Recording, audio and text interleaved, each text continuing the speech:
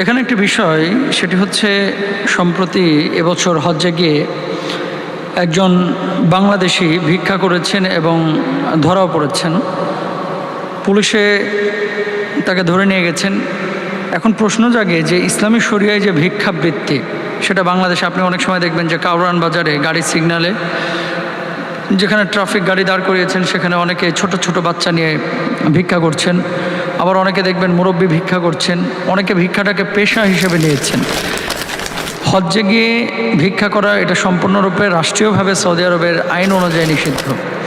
বাংলাদেশেও কিছু জায়গা রয়েছে যেই জায়গাগুলোতে ভিক্ষাবৃত্তি সত্যিকার অর্থেই খুব বেশি সুন্দর দেখা যায় না। ভিক্ষাবৃত্তি এক হচ্ছে যে লিসা ইলি ওয়াল মাহরুম, আল্লাহ সুবহানাহু ওয়া তাআলা যে বলছেন ভিক্ষুকের কথা, সাইলের কথা, যার প্রয়োজন টাকা পয়সা